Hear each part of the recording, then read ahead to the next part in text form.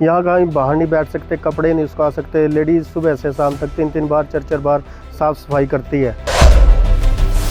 परेशानी इतनी है, स्किन की प्रॉब्लम बहुत ज़्यादा हो रही है।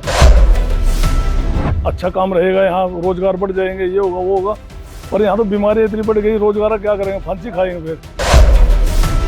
और प्रदूषण बढ़ने से गाँव में बीमारियाँ फैलेंगी। बीमारियाँ अभी भी फैल रही हैं, गाँव में मौतें हो रही, बीमारियों की वजह एलर्जी हो रही बच्चों को।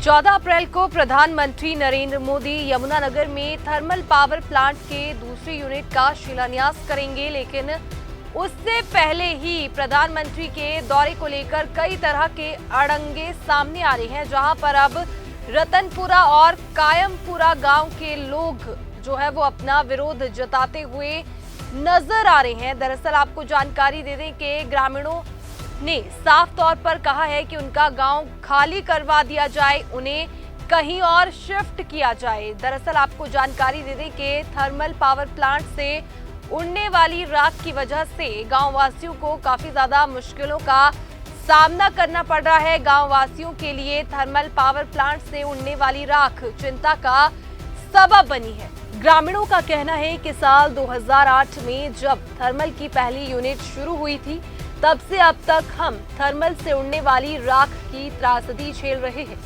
24 घंटे 7 दिन और पूरे साल थर्मल पावर प्लांट से काले रंग की राख उड़कर घरों की छत पर आती है, पशुओं के चारे में गिरती है। यहाँ तक कि राख के गिरने से पशुओं का चारा भी खराब हो रहा है। बच्चे बाहर खेलने से भी कतराने लगे हैं। वहीं गांव के सरपंच राजकुमार का कहना है कि काले रंग की उड़ने वाली इस राख से हमारे गांव में लोग बीमार हो रहे हैं। खांसी, दमा जैसी गंभीर बीमारियों की वजह से कई लोगों की जान जा चुकी है। ग्रामीणों का तर्क है कि 800 मेगावाट की नई यूनिट से और ज्यादा प्रदूषण फैलेगा। वे चाहते हैं कि उनके गांव को यहां से पानीपत के खुखराना की तरफ शिफ्ट किया जाए, ताकि उनके बच्चों का भविष्य सुरक्षित हो सके और वे बीमारियों से बच सके। हाल ही में मुख्यमंत्री नायब सिंह सैनी कैल गांव में प्रधानमंत्री नरेंद्र मोदी की रैली की तैयारियों को लेकर पहुंचे थे।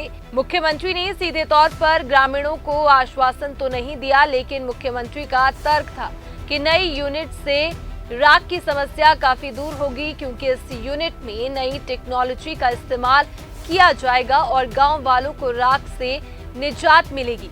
लेकिन ग्रामीण काफी खौफ में है। उनका कहना है कि अगर दूसरी यूनिट लगती है तो प्रदूषण 2 गुना हो जाएगा। ऐसे में उनकी मांग है कि उनके गांव को यहां से शिफ्ट किया जाए। देखिए, आजकल नई नई तकनीक उसके अंदर आ गई है और नई तकनीक से उसका उपयोग होगा, जिससे कि राखी की जो आपने समस्या कही है उससे समाधान भी मिले और लगातार लोगों को इसका बड़ा लाभ मिलेगा, क्योंकि एक 800 मेगावाट का ये प्रोजेक्ट लग रहा है। क्योंकि आज हम बिजली के ऊपर ही निर्भर हैं। घर के अंदर अगर हम देखें, हमारा ज़्यादा काम बिजली पर ही है।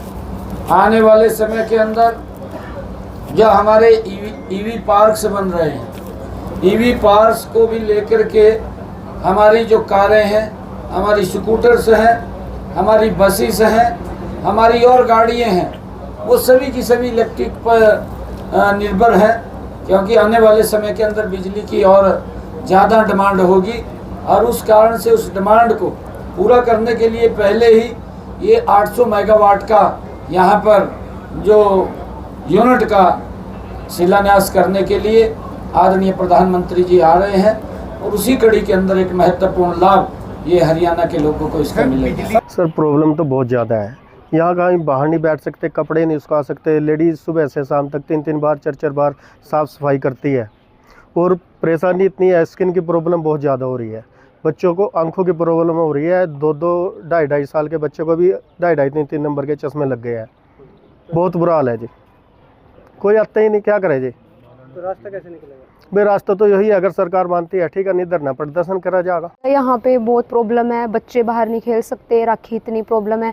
यहाँ पे झाड़ू मारो सफाई की इतनी प्रॉब्लम है, कपड़े बाहर नहीं सुखा सकते, कालस बहुत ज़्यादा होती है और गर्मी में देखो कितनी गर्मी है और सर्दी में बारिश की वजह से प्रॉब्लम है, बूंदाबांदी पड़ती है। हमें दोनों सीज़न में कोई भी सुविधा नहीं है कि हाँ एक सीज़न की भी कोई वो हो। हाँ जी, जैसे हमने आज अभी किया 5 मिनट बाद फिर राखी हो जाती है, हवा आती है तब इतनी प्रॉब्लम होती है बाहर अंदर ही अंदर, और सांस की प्रॉब्लम है इतनी ज़्यादा, और इतनी पानी की वजह से पानी बरसता है और उसकी वजह से बच्चे बाहर निकल सकते, कपड़े हम बाहर नहीं सुखा सकते।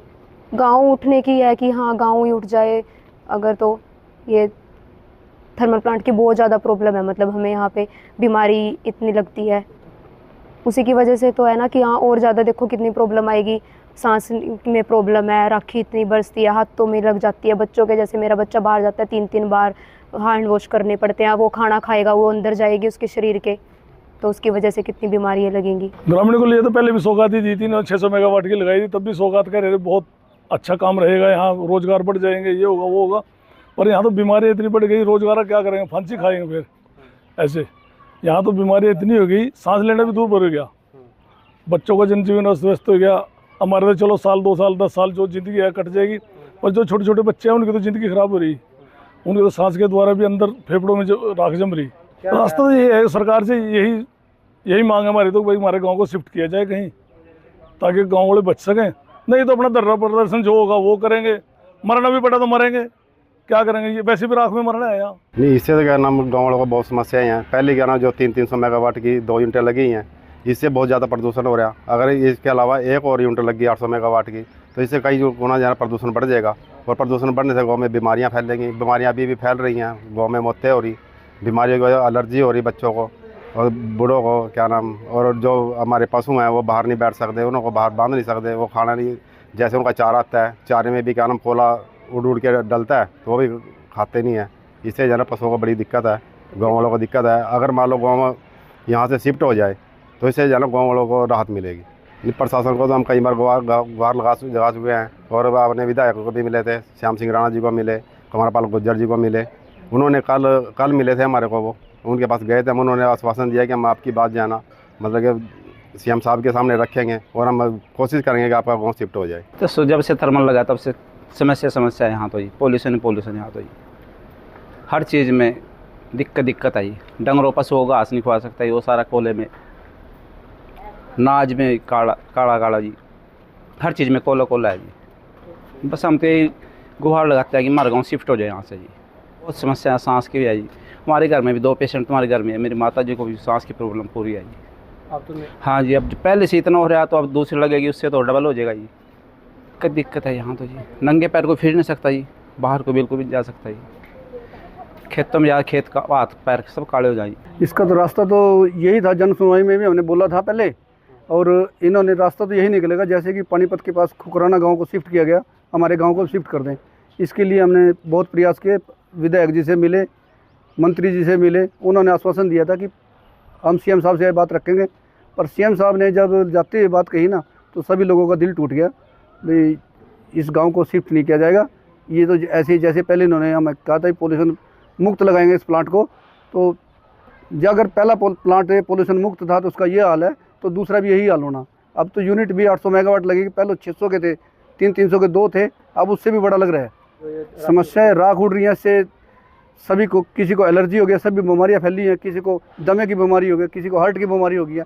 मेरे गांव में 90% तो लोग बीमार हो चुके हैं, हर आदमी तकरीबन सभी बीमार हैं और बहुत ज़्यादा मजबूर हैं। यहाँ पे तो हम अपने पशुओं को भी बाहर नहीं बांध सकते, बच्चे हमारे बाहर नहीं खेल सकते, कपड़े बाहर नहीं सुखा सकते, सारी समस्या हैं। यहाँ पे तो रहना दुर्लभ हो गया हमारा।